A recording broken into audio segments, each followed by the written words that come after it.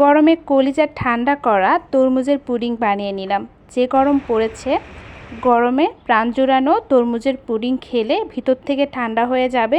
কিভাবে তরমুজের পুডিং বানিয়ে নিলাম চলুন দেখে নেওয়া যাক। তরমুজের পুডিং তৈরির জন্য প্রধান উপকরণ হচ্ছে তরমুজ। এই রেসিপির মাধ্যমে আমি সুন্দরভাবে তরমুজ কীভাবে কাটতে হয় দেখিয়ে দিচ্ছি। আর তরমুজের এক পাশ থেকে কাটার পর যে শেষে যে অংশটা থাকে এইটাতে একটু লেগে রাখবো, এরপর পিস পিস করে কাটতে হবে। আর আপনারা যারা এই সুন্দর স্লাইস করে কাটতে পারেন না, আমার রেসিপি দেখে খুব সহজে কেটে নিতে পারবেন। আর এরপর যে অংশ লেগেছিল সেইটা কেটে বাদ দিয়ে দিলাম। তরমুজগুলো 2 খণ্ড করে কেটে নিতে হবে।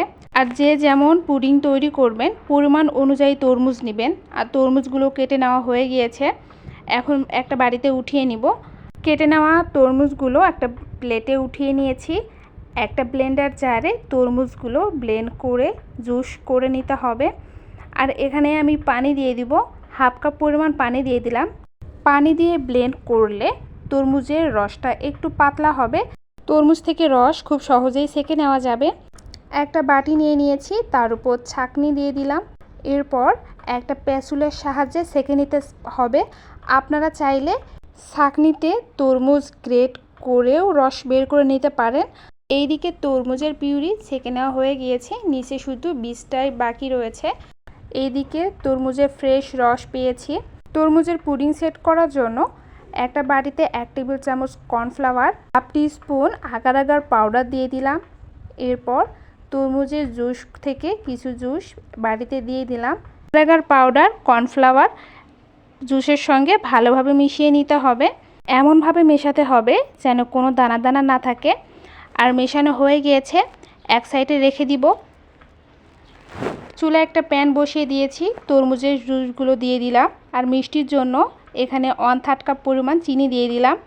তরমুজ খেতে এমনি থেকে অনেক মিষ্টি, মিষ্টিটা স্বাদ মতো দিয়ে দিবেন, যে যেমন মিষ্টি খেতে পছন্দ করেন। তবে আমার কাছে একটু মিষ্টিটা বেশি ভালো লেগেছে, এই জন্য একটু মিষ্টি বেশি দেওয়ার চেষ্টা করবেন, তাহলে দেখবেন পুডিংটা খেতে অনেক বেশি ভালো লাগবে। 5 থেকে 6 মিনিট আমি এভাবেই নেড়ে চেড়ে বলক ওঠা পর্যন্ত জাল করে নিয়েছি। জাল করে নিলে তরমুজের রসটা অনেকটাই ঘন হয়ে আসবে। আর এইদিকে আমার তরমুজের রসটা ঘন হয়ে এসেছে। পুডিং সেট করার জন্য যে মিশ্রণটা নিয়েছিলাম সেটা দিয়ে দিলাম।